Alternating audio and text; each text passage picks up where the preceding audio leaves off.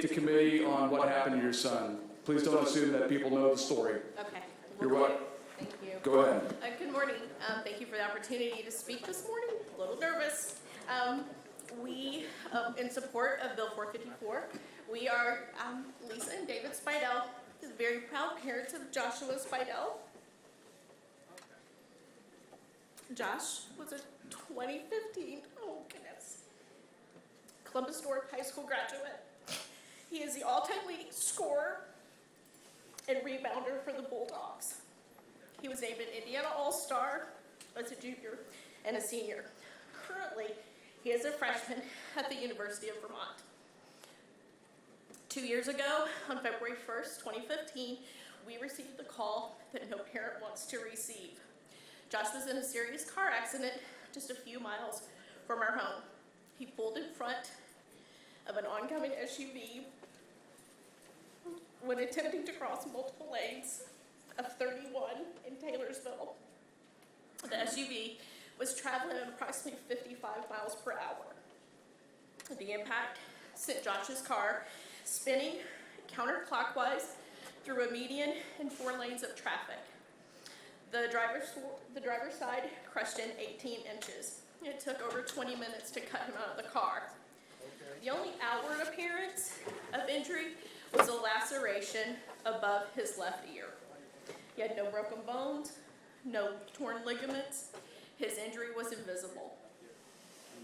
We would learn a few hours later just how severe his injury was. After he was lifelined to Methodist Hospital, Josh was diagnosed with a severe traumatic brain injury with diffuse axonal injury. His DAI was leveled at severe due to the amount of damage seen on his MRI and his CAT scans. We learned that approximately 90% of people with severe DAIs don't live, and approximately 10% live in a vegetative state. He spent 16 days at Methodist in a coma. His initial Glasgow coma rating was a 5, and I believe 3 is considered brain dead. It was at Methodist that we received that first bit of information to the severity of his injury. The longer he stayed in the coma, the less likely he was to reemerge. We were not given much hope at all. I can remember at one point, one of the doctors making rounds and me saying to her, "Don't ever mention nursing home to me again. It's not happening. This boy is 18 years old and he does not belong in a nursing home." I know they're doing their job, but when it's your family member laying there fighting for his life, the last thing you want is someone to say, "Give up." After Methodist, Joshua went to Select Specialty Hospital for 35 days and 68 days at the Rehabilitation Hospital of Indiana. And we just prayed that he would start his journey out of his coma. And it was about 3 weeks into his stay at Select that he began to emerge. The marathon was on.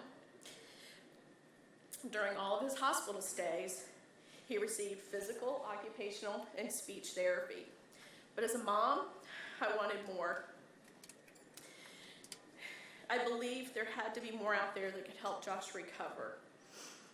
He believed he would make it to UVM.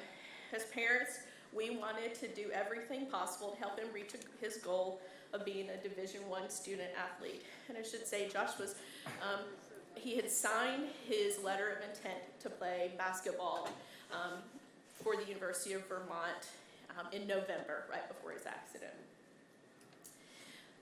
Josh was discharged from RHI in time for his graduation from high school. We brought him home despite being advised to take him to a long-term care facility to help him to learn to fully care for himself. There was no way we were sending our 18-year-old to another state. His family and friends were important to him, and sending him would have been devastating to him as well as us. Once home, he began occupational therapy, outpatient therapy. He received physical, occupational, speech, and vision therapy 3 days per week. We traveled from Columbus, putting almost 10,000 miles on our car, taking him to Indy for his therapy. It was during that time that a friend called us about something she thought would help Josh, the hyperbaric oxygen chamber. She suffers from Lyme disease and was working with Ava at Wellness Origin in Carmel, and Wellness Origin has an oxygen chamber. During my many nights at the hospitals, I did hours of research of other therapies in addition to the traditional ones that he received, and I learned about HBOC. But I quickly learned the service was not available for TBIs. My insurance would not cover the cost, and I had no idea that a chamber was available until our friend called. Dave took Josh to meet Ava and her team in October of 2015. We started going just occasionally at first, so I also want to add that his treatment was made possible because people all over the world contributed to a GoFundMe account that one of Josh's friends established. There's no way that we could have paid for this out of our own pockets. Ava looked at treating all of Josh. We made modifications in his diet and started supplements and vitamins to address the areas of deficits. He also slowly started sessions of the HBOC. After about 10 sessions, we did note that Josh's voice was becoming clearer. So I should tell you also that Josh had to relearn how to do everything. His brain did not recognize the left side of his body. He would take his right hand and grab his left just to make it move. He had to learn how to walk. He had to learn how to talk. He had to learn everything. When he started going to Wellness Origin, he was using a walker, a leg brace, and a gait belt. He couldn't get in or out of the machine without complete assistance. As I said before, after about 10 sessions, we started noticing small changes. He was continuing with his outpatient therapies and his doctor-prescribed medications.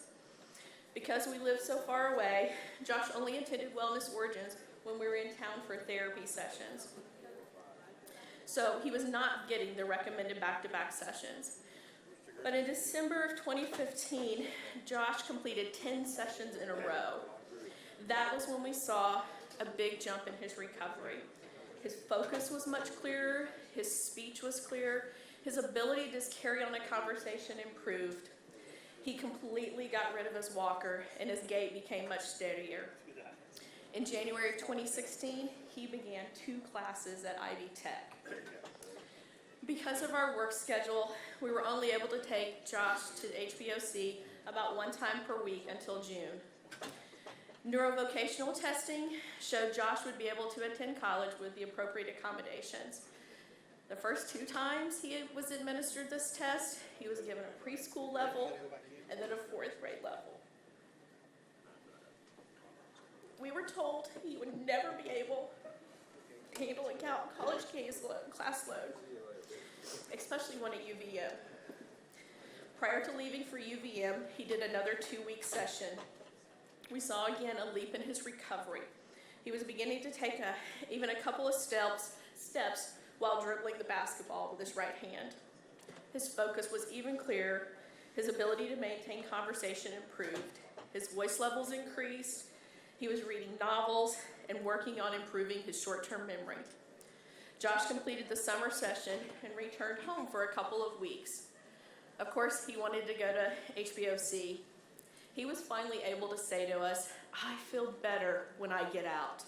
I wish there was something like this in Vermont." He completed his first full semester at UVM. It was hard, it was exhausting, and his brain needed a break. And while home for Christmas break, he completed another 9 sessions. 3 days after he returned to campus, his trainers sent us video of Josh running for the first time. He was running and dribbling the length of the court.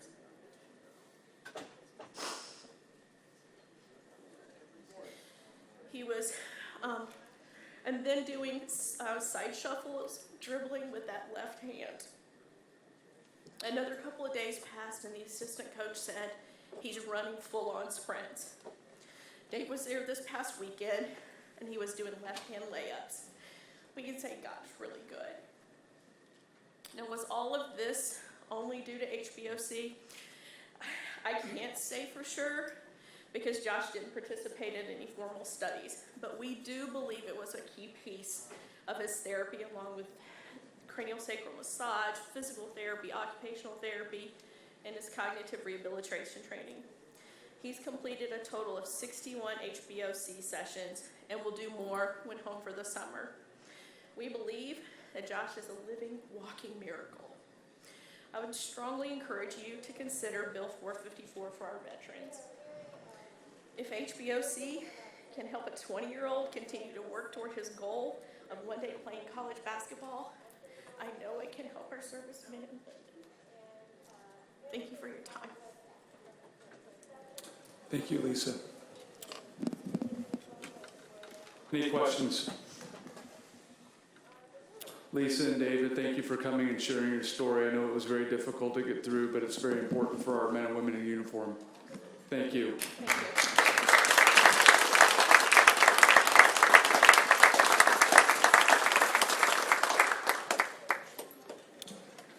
Dr. LeGrand.